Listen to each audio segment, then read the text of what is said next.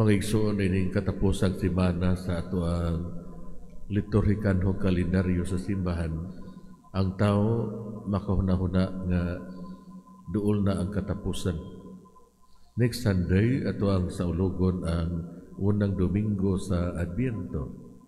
Kung mag-andam kita sa pag-abi-abi or pag-welcome sa Batang Hesus o sa lain na sab nga tuig. Pero sa pagkakaroon mga igsoon, atong mamalandungan ang tuig nga mulabay. Kita magunahuna usab sa kamatayon. Si Jesus miingon karong adlaw, kining tanan nakita ninyo apan maabot ang panahon nga walay bisan usa ka bato nga magpabilin sa nahimutangan niini. Ang tanan tumpagon gayud. Mga igsuon kita nahibalo nga ang ato ang kinabuhi nining kalibutan na may katapusan. Kitang tanan mamatay. Usahay malingaw kita sa kahayag sa atong yutan-ong kinabuhi, matahom nga mga bato ug uban pa. Pero kining mga pulong ni Jesus nagpahinumdom kanato nga aduna pay mas maayo nga nagpaabot kanato. Si Jesus nagpasalig nga siya muanhi pag-usab aron dad-on kita niya kung asa siya nagpuyo uban sa Amahan. Taliwala sa mga pag-uyog sa atong panahon, linog, baha, bagyo, si Kristo misulti sa iyang mga tambag, pagbantay kamo ug ayaw kamo palimbong. Kung kita mosunod nining maong tambag, pagpuyo sa kamaturan ug dili mahadlok.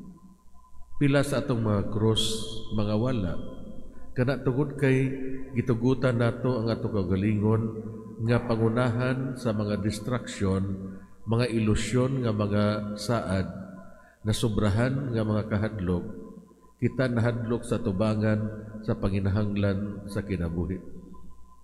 Tinuod nga ang Ginoo nagprinta og hulagway niining passage sa Ebanghelyo, gubat, mga pag-alsa, mga pagsulong, panag-away, batok sa usa ka nasod o sa usa ka gingharian o laing gingharian, mga kalamidad.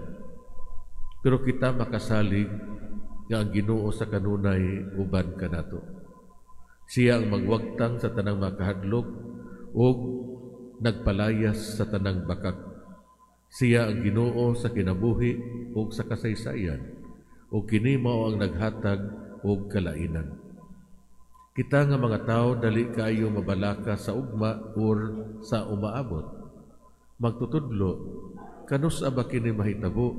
Unsa man ang mga ilhanan nga moabot kini? Ang malisod nga mga butang mahitabo kanatong tanan. Sakit, mga kapakyasan, nawala nga mga oportunidad o kahigayunan, pero wala kita mawad-i og paglaom. Si Jesus miingon karong adlaw, kay kining mga butanga mahitabo gayod pag-una, apan wala kini magpasabot nga duol na ang katapusan. Mga igsoon ang Dios nga atong Amahan nag-andam sa umaabot para kanato gikan pa sa sinugdanan. Dili unta kita mabalaka ug mosalig hinuon sa Ginoo. Unsa may hagit para kanato mga igsoon? Ang paghalad o mga pag-ampo para sa mga nag-antos karong adlaw. Mutubo ang atong pagsalig sa Ginoo isip iyang mga anak. Hinaot unta.